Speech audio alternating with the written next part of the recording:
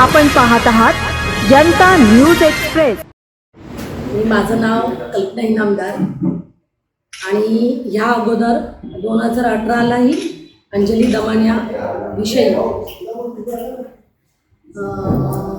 त्यात केसेस वगैरे झाल्या होत्या की अगोदरही पत्रकार परिषद झाली होती। 2018ला अन्नाच्या आंदोलनामध्ये ज्यावेळेला तिने माझ्यावर आरोप लावले आणि आरोप हे लावले की माझ्याकडे भ्रष्टाचाराचा पैसा आहे, अजून काही वेगवेगळे आरोप लावले होते। तर त्या आरोपाला धरून मी तिच्यावरती बेलापूर कोर्टामध्ये क्रिमिनल केस फाईल केलेली आहे। त्या केसला आज 9 वर्ष चालू झालेलं आहे। त्या 9 वर्षामध्ये तिला अनेक वेळेला समन्स आले। आत्ता तिने कुठेतरी या 1.5-2 महिन्यामध्ये बेल घेतलेली आहे। हायकोर्टामध्ये पण मी डिफेमेशन तिच्यावरती फाईल केलेलं आहे। पण ह्या 9 वर्षामध्ये ज्या वेळेला तिने 2018ला पत्रकारांच्या समोर बोलणं केलं होतं की ह्या कल्पना इनामदारचे मी 3 दिवसात पेपर तुमच्या समोर आले, आज 9 वर्ष झाले ती माझे काही पेपर आणू शकली नाही। कारण हायकोर्टाने तिला पण आणि मला पण दोघींनी एकमेकांबद्दल काही बोलायचं नाही असं म्हटलं होतं। पण आज तरीही मी हे बोलणं करते कारण आता हा विषय माझा वेगळा आहे, तो विषय माझा वेगळा होता। हा विषय असा आहे, गेल्या 9 वर्षामध्ये अंजली दमानिया आज जो CDR प्रकरण काढलं, कारण का CDR प्रकरण निघालं म्हणून मी आज तुमच्या समोर उभी आहे। CDR प्रकरण विषयी मला तिच्याबद्दल बोलायचं आहे। गेले 9 वर्षामध्ये ती दर 1-1.5 वर्षामध्ये माझ्या अशा लोकांना कॉन्टॅक्ट करते आणि माझ्या संदर्भामध्ये माहिती गोळा करते की हिच्याकडे किती प्रॉपर्टी आहे, मग हिचे बँक अकाउंट किती आहे, जे काही जे विश्वस्त आहेत, जे माझे समथिंग जे ओळखीचे जे मोठ्या पदावर बसलेले आहेत त्यांची मी नावं तुमच्या समोर सांगू शकत नाही आता। ही गोष्ट गेल्या 4-5 वर्षापासून होते पण माझ्याकडे काही एव्हिडन्स नव्हता। त्यावेळेला माझा भाऊ पण एक शासकीय पोलीसमध्ये आहे, त्याने ही गोष्ट मला त्याच वेळेला मला सांगितलं होतं की तिने कुठून तरी तुझा CDR काढला असेल आणि CDRच्या माध्यमातून ती कॉन्टॅक्ट करते। तुम्ही एक गोष्ट बोलणं करते की आज माझा मामा आणि माझ्या मामाचा मुलगा तो आज उच्च पदावर आहे, ते तिला माहीत नव्हतं आणि नेमकं तिने त्याला कॉल केला। ही गोष्ट आहे 3-3.5 वर्षापूर्वीची गोष्ट आहे आणि की बाबा मला थोडी माहिती पाहिजे होती कल्पना इनामदारबाबत। आता तुम्ही हा विचार करा की तो मनुष्य माझ्या कॉन्टॅक्टमध्ये आहे, तिला कसं माहिती? माझे जे लोकांना जवळ 17-18 लोकांना तिने कॉल केले, ते 17-18 लोक ते माझ्या कॉन्टॅक्टमध्ये आहे, ते तिला कसं माहिती? आणि तिला त्या दरम्यान तिने त्यांचे फोन काढून तिने त्या लोकांना कशी काय ती कॉल करून विचारू शकते? आज जे CDR प्रकरण जे तुम्ही बोलताय ती बोलणं करते की मला कोणीतरी XYZ डिटेक्टिव्हने मला CDR दिला आणि मग तो CDR तो माझ्या मोबाईलमध्ये त्याने मला मेसेज केला, मेसेज करून त्याने सांगितलं की मी तुम्हाला फोन करू का? मग ती त्याच्यावर फोनवरती बोलणं केलं आणि फोनवरती नंतर त्याने तिला CDR पाठवला। मला हे म्हणायचं आहे की तिला XYZ व्यक्तीने जो CDR दिलेला आहे, बरोबर आहे, CDR देणं हा पण कायद्याने गुन्हा आहे आणि CDR पब्लिश शो करणं हा पण कायद्याने गुन्हा आहे। आज मला खराब प्रकरणामध्ये बगल द्यायची नाही आहे किंवा खराब प्रकरणाबद्दल काही बोलायचं नाही आहे, कारण का हा माझा विषय वेगळा आहे। त्या विषयाबद्दलच मी तुम्हाला फक्त बोलणं करते। जी आज अंजली दमानिया ही आज जी सगळ्यांना सांगते की मी सत्यवान आहे, सत्यवान आहे, तिने कोणत्या डिटेक्टिव्हने दिले CDR? त्याचं नाव सांगावं, त्या डिटेक्टिव्हला बाहेर आणावं। कोणत्या डिटेक्टिव्हने तिला CDR दिली? वरती ती हेही बोलते की त्याने मला कॉल केला, तो कॉल कोणता आहे? पोलिसांना दे तू। आज माननीय मुख्यमंत्र्यांनी पण सांगितलं की बाबा आम्ही याची चौकशी करू।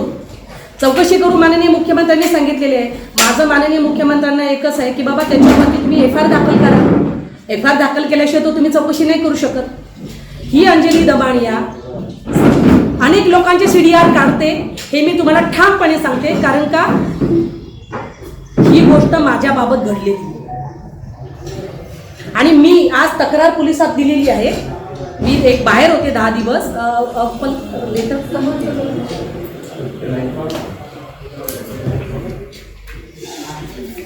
हे बघा, मी आज आहे ना पोलिसांमध्ये तिची तक्रार दाखल केलेली आहे। कारण तुम्ही कोणत्याही प्रायव्हेट व्यक्तीचे CDR काढून तुम्ही त्याची माहिती गोळा करू शकत नाही। गेले 4 वर्षापूर्वी मला कोणाचा तरी कॉल आला होता. माझ्याकडे काही एव्हिडन्स नव्हते, त्याच्यामुळे मी काय समोर बोलू शकत नव्हते. 4 वर्षापूर्वी कॉल आला होता की मॅडम तुमचे सगळे डिटेल ह्या मॅडम सगळ्यांकडून जाऊन काढतायत. माझ्याकडे हाच काय काढायला.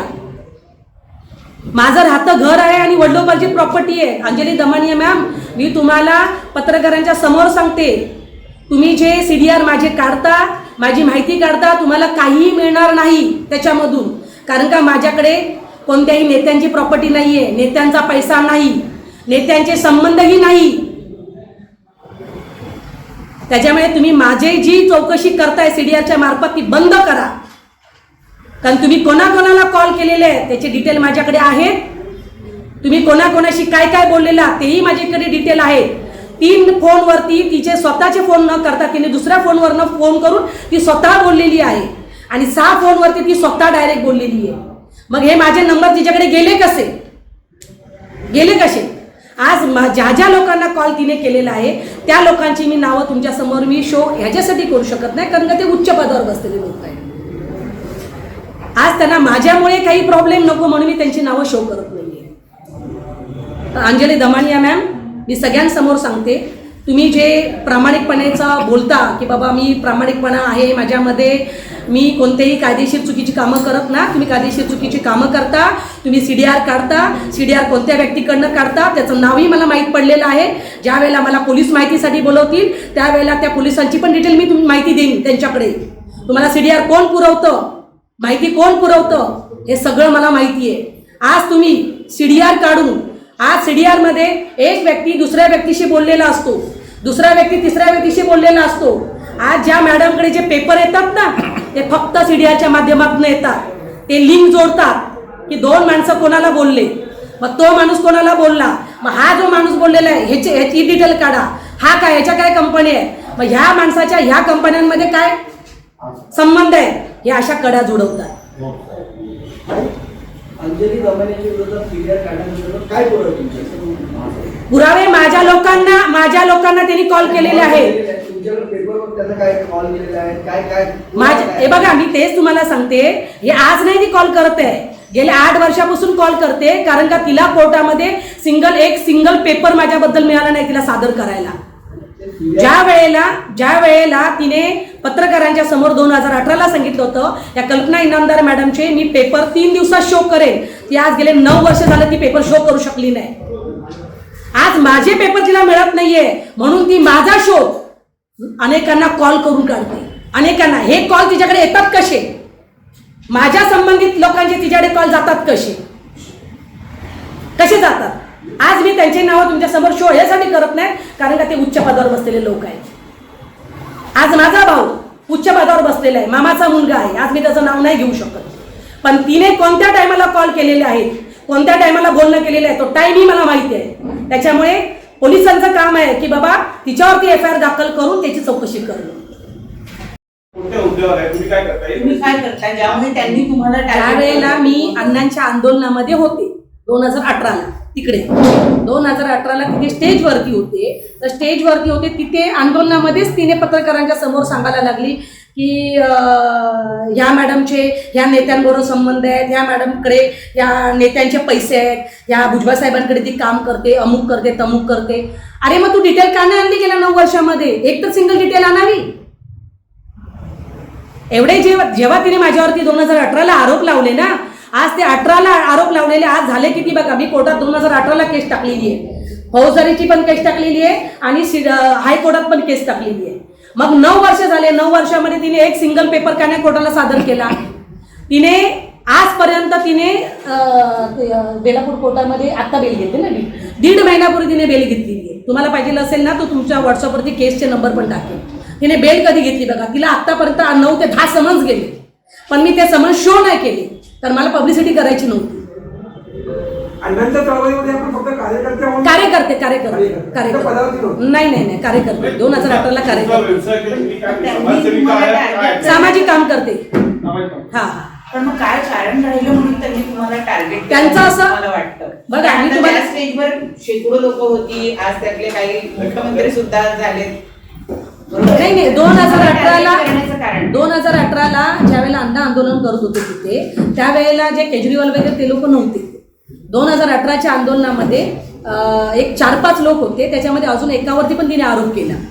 मला हे म्हणायचं आहे की ज्या वेळेला आंदोलन करतोय आपण त्या आंदोलनामध्ये ज्याला ती आरोप लावते, ती प्रेस घेते आणि ती बोलते की माझ्याकडे पूर्ण डेटा आहे कल्पना इनामदारचा. कुठे गेला डेटा? तो शो कर पत्रकारांच्या समोर. तिने आजपर्यंत कोर्टात नाही शो करू शकलेली आहे. ज्या वेळेला तिने प्रेस घेतली, तुम्ही पाहिजे असं तर पाठीमागे जावं, 2018ला तिने प्रेस घेतल्या होत्या. त्यावेळेला तिने सांगितलं होतं की त्या म्हणजे 3 दिवसामध्ये मी कल्पना इनामदार मॅडमचे भ्रष्टाचाराचे पेपर करतो. कल्पना इनामदार का नेता नाहीये ना? कल्पना इनामदार कुठे जॉब करत नाहीये. कल्पना इनामदार कोणत्या नेत्यांकडे काम करत नाहीये. कल्पना इनामदार मॅडमकडे येतील कुठून पैसे? माझ्याकडे पैसा येणार तो फक्त वडिलोपार्जित पैसा आहे. तो माझ्या वडिलां तुम्हाला टार्गेट करण्याचा तिचा उद्देश काय आहे? तिचा उद्देश जेवढं मी समजते तेवढं सांगते, कारण त्यावेळेला आंदोलन सरकारच्या विरोधात होतं. त्याच्यामुळे मला असं स्पेसिफिक म्हणायचं नाहीये की बाबा तिने मला का टार्गेट केलं, कारण तिने मला का टार्गेट केलं याचं उत्तर तीच देऊ शकते, कारण त्यावेळेला सरकारच्या विरोधात आंदोलन चालू होतं. आता त्याच लोकांची माझा होईल असं वाटतं का तुम्हाला? म्हणजे असा विश्वास आहे तुम्हाला? हे बघा, आता FIR होईल की नाही माहित नाही मला, पण मी ह्या संदर्भामध्ये जर माझा FIR जर झाला नाही तर मी हायकोर्टामध्ये कमीत कमी PI तरी टाकेल. आणि कारण हे लावेल, कारण का तिने आतापर्यंत आज नाही गेलं जवळजवळ 7-8 वर्ष झाले ती चौकशी करते. का चौकशी करते? कारण तिला माहिती आहे माझ्या केसमध्ये ती जेलमध्ये जाऊ शकते. जेव्हा तिने माझ्यावर आरोप लावलेले आहेत तर तिच्याकडे आरोप लावलेले आहेत, त्याचे कोणतेही पेपर तिच्याकडे नाहीये. तुम्ही बिना पेपर देता कोणाला आरोप नाही लावू शकत. आज मी बाहेर का आली? कारण का तिच्याकडे CDR निघाला म्हणून मी बाहेर आली. माझ्याकडे एव्हिडन्स नव्हता की तिच्या विरोधात मला बोलायला. पुरवतात ही सगळी माहिती. त्यांचं नावही मला माहिती आहे, पण मी त्यांचं नाव आता का घेत नाही, कारण माझ्याकडे प्रॉपर एव्हिडन्स नाही. पोलिसातले अधिकारी आहेत ते त्यांना पूर्णपणे माहिती पुरवतात.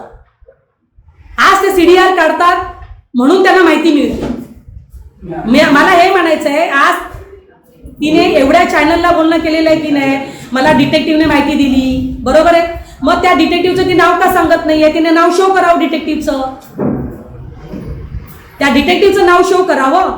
तिला कुठून मिळाले, कसे मिळाले, कधी मिळाले, हे तिने त्या डिटेक्टिव्हला घेऊन प्रेस घ्यावी की बाबा ह्यांनी मला पेपर दिले म्हणून शो करावं तिने. ती डिटेक्टिव्हचं नाव का घेत नाही? हिरवी तर सगळ्यांची नाव घेते, मग डिटेक्टिव्हचं नाव का घेत नाही? तुम्ही पण म्हणताय ना की तिने असं म्हणाले की माझं मोबाईलवरती बोलणं झालं, मग त्याने पटपट मला PDF पाठवल्या, मग मी त्या डाउनलोड केल्या, नंतर मी XYZ ॲपमध्ये गेले, मग त्याला मी व्हेरीफाय केल्या. हे तिच्याकडे एव्हिडन्स आहे, माझ्याकडे एव्हिडन्स नाहीये. ती मान्य करते, ती माझ्याकडे एव्हिडन्स नाहीये मॅडम. तसं सांगितलं. आम्ही जेव्हा प्रश्न त्यांना विचारला तेव्हा त्यांनी तसं सांगितलं की हे एव्हिडन्स मी पोलिसांना देईल, मी प्रसार माध्यमांना नाही. अहो पण मॅडम, प्रसार माध्यमांच्या समोर बोललात का तुम्ही? मला काय म्हणायचंय, ही गोष्ट प्रायव्हेट आहे की नाही सांगा. भले बघा, मला काय म्हणायचंय, तो तिने CDR कोणाचाही काढू, बरोबर आहे. आज तिने CDR शो का केला? कारण तिला माहिती आहे की बाबा जो व्यक्ती जेलमध्ये गेलेला आहे तो काय माझ्यावर केस करू शकत नाही. नॉर्मली कसं आहे की ज्याचा CDR काढता त्याला अधिकार असतो तिच्यावरती केस करण्याकरता, बाकीचे लोक करू शकत नाही. आज माझी माहिती ती गोळा करते ना, मला माहिती ना माझी माहिती कोणाकोणाकडे तिने गोळा केलेली आहे.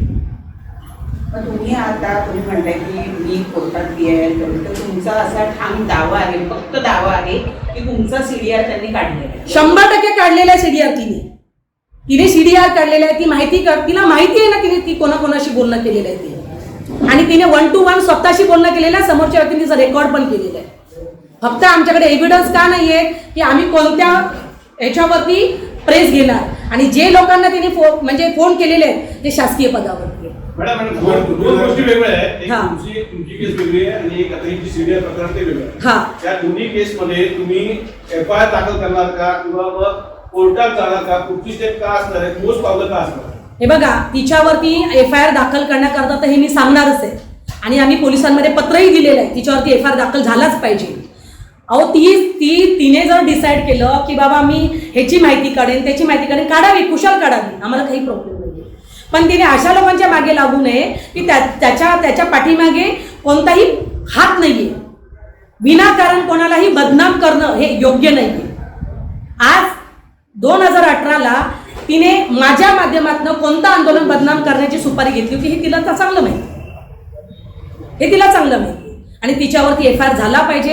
मी माननीय मुख्यमंत्र्यांना पण बोलणं करेन. तसंही मुख्यमंत्र्यांनी म्हणलेलं आहे की बाबा मी चौकशी करेन. आज जर पर्सनल डेटा लीक होतोय तर आम्ही सेफ कशी आहोत. तर केस अशी आहे की मी तिच्यावरती क्रिमिनल गुन्हा दाखल केलेला आहे आणि मी हायकोर्टामध्ये डिफेमेशन फाईल केलेलं आहे. आता काय झालेलं आहे की तिने खूप मोठ्या मोठ्या बढाया तर मारल्या 2018ला की मी हिचे एवढे पेपर काढेल, मी तिचे तेवढे पेपर काढेल, पण गेल्या 9 वर्षात ती एकही पेपर सादर करू शकली नाही कोर्टामध्ये. तुम्ही विचार करा, तिने 7 ते 8 वर्षानंतर आत्ता बेल घेतलेली आहे. तिच्यावरती कमीत कमी 8 ते 9 समन्स काढलेले आहेत आम्ही आणि तिचं आता अटक वॉरंट काढलं त्यावेळेला तिने बेल घेतलेली आहे. आता 1.5 महिन्यापूर्वी बेलापूर कोर्टामध्ये पण झाला आणि तिच्यावरती FIR झालाच पाहिजे, कारण असे तर कोणी पण CDR कोणाचाही काढेल.